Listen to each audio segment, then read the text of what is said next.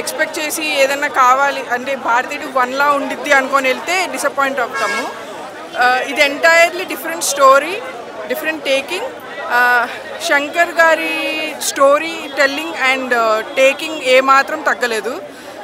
చాలా గ్రాండర్గా ఉంది అండ్ చాలా బాగుంది. యూనో ఇన్స్పైరింగ్గా ఉంటుంది. Everyone will get inspired. The emotional connect will get from the movie is awesome. And చాలా స్లోగా ఉందండి. స్లోగా లేదు. సో వై స్లో ఎందుకు చేశారు అంటే ఏదో 2 parts తీయాలి అని స్లో చేయలేదు. As movie buff I understand why the movie is slow. Because ఎప్పుడు మంచి చేస్తాం మంచి చేయండి అని చెప్తే ఎవరైనా ఆ మంచి చేసిన తర్వాత కాన్సిక్వెన్సెస్ ఏంటి అనేది చూపించారు ఈ సినిమాలో. That's the highlight, like unique point that Shankar has touch this in the story. Because ప్రతి మూవీలో ఎండ్లో మంచి చేయండి చేస్తే ఇట్లా ఉంటుంది అని చెప్పి వదిలేయటమే, కానీ నిజంగా ప్రతి ఇంట్లో మంచి చేస్తే ఏం జరుగుతుందో ఆ కాన్సిక్వెన్సెస్ ఏంటి అనేది చూపించారు. ఆ ఎమోషనల్ కనెక్ట్ ప్రతి ఒక్కరికి అది కనెక్ట్ అవ్వాలి అంటే కొంచెం స్లోనే ఆ పార్ట్స్ అన్ని కొంచెం డీటెయిల్గానే తీయాలి. సో స్లో అని నాకు ఎక్కడ అనిపించలేదు. I was emotionally connected with every character. బాధపడిన ఎవ్రీ క్యారెక్టర్తో నేను కనెక్ట్ అయ్యాను. సో నాకు ఎక్కడ అనిపించలేదు. సిద్ధార్థ గారి క్యారెక్టర్ మనం అందరూ కామన్ పీపుల్ కనెక్ట్ అయ్యే క్యారెక్టర్. హీఈస్ ఫస్ట్ మంచి చేద్దాం అనుకుంటాడు, చేస్తాడు, తర్వాత తన కాన్సిక్వెన్సెస్ ఫేస్ చేస్తాడు. మన character Siddhartha character. And Indian is a hero character which we always imagine. కానీ నిజంగా ఇండియన్ చెప్తే ఏమవుతుంది అనేది ఇందులో చూపించారు. ఇది 1 partలో చెప్పే సినిమా అయితే మటుకు కాదు. బికాజ్ చాలా డీటెయిల్డ్గా చాలా మంచిగా ఎక్స్ప్లెయిన్ చేశారు. అసలు నిజంగా మంచి జరిగితే ఏమవుతుంది. Yes that's what I told ముందు.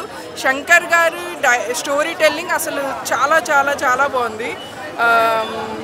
ఫస్ట్లో జెంటిల్మెన్ ఆర్ ఎనీ మూవీ మనం చూసి స్టోరీ టెల్లింగ్ ఎలా ఫీల్ అవుతామో, శంకర్ గారి స్టోరీ టెల్లింగ్ మనం ఎలా ఇన్స్పైర్ అవుతామో అది ఈ సినిమాలో బాగా అనిపించింది. I love the way the story telling that Shankar brought to the screen.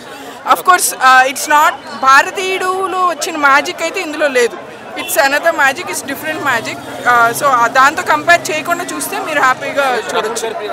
Rakul Preet గారు తను కామన్ హీరోగా ఇంకెంత ఉంటుందన్న. ఇంకోటి ఈ సినిమాలో ప్లస్ పాయింట్స్ మన కమల్ హాసన్ గారు యాక్టింగు, అలాగే ఎమోషనల్ సీన్ దగ్గర లాస్ట్లో ఒక సీన్ ఉంటుందన్న, నడుచుకుంటూ వెళ్ళిపోతాడు, కళ్ళల్లో నీరు వస్తుందన్న. ఇంకోటి మన ప్రతి ఒక్కడ కామన్ మ్యాన్ ప్రాబ్లం ఈ సినిమాలో ఉంది. ఈ సినిమా మీరు ఎందుకు చూడాలి అంటే ప్రతి వ్యవస్థలో ఎక్కడెక్కడ తప్పు జరుగుతుంది, తప్పు ఎలా జరుగుతుంది, ఎక్కడ జరుగుతుంది అని తెలుసుకోవాలంటే ఈ సినిమా కామన్ మ్యాన్గా చూడాలి. భారతీయుడు అంటే ఎవడో రావక్కర్లేదు, సేనాధిపతి కాదు, మనమే మంచిగా మారి మన భారతదేశానికి మనం పేరు తేవాలి. ఈ సినిమా చూశాక అలా అనిపిస్తుంది. నిజంగా మన పక్కనోడిని మార్చాలి, మనం మారాలి. ఈ సినిమాలో డ్రాబ్యాక్ ఉంది, సినిమా ల్యాగ్ ఉంది కొంచెం, కానీ ఆ ల్యాగ్ని పక్కన పెట్టేసి మంచిని చూద్దాం. రకుల్ ప్రీత్ వేస్ట్, రకుల్ ప్రీత్ లేదు వేస్ట్, బ్రహ్మానందం గారు లేరు, ఆయన వల్ల ఏం లేదు అక్కడ. బ్రహ్మానందం ఏదో ఒక సీన్లో ఉంటాడు అంతే.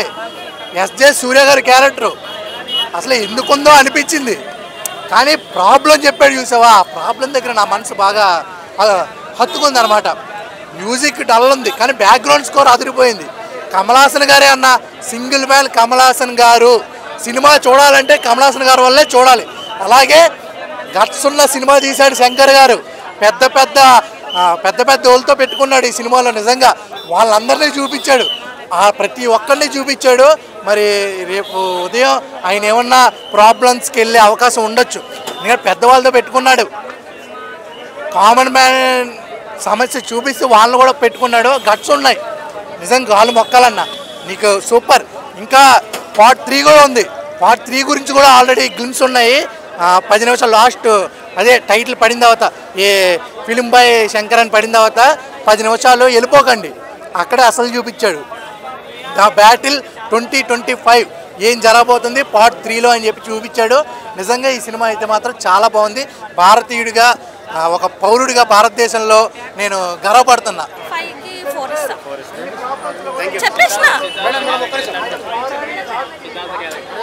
సిద్ధార్థ క్యారెక్టర్ బాగానే ఉన్నది.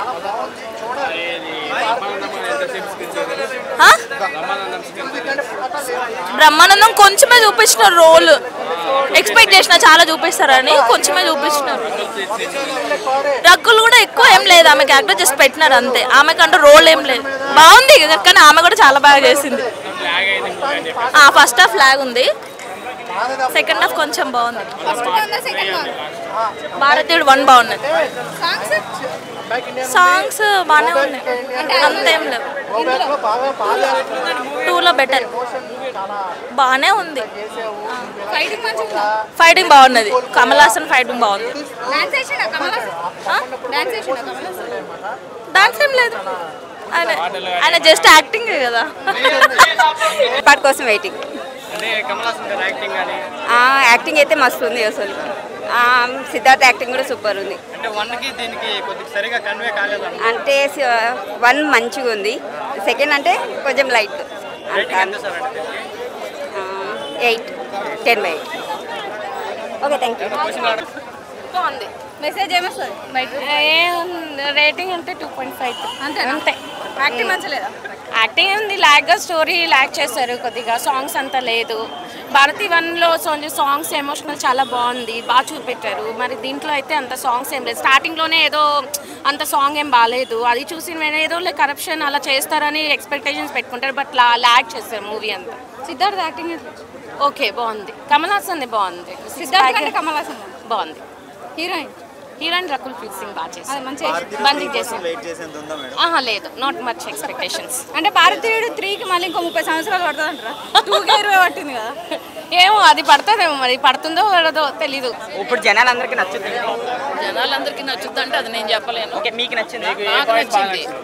నాకు అది లాస్ట్లోని దాని మీద వెళ్తాడు చూడు, అది నచ్చింది. ఓకే, పార్ట్ 1కి 2కి చాలా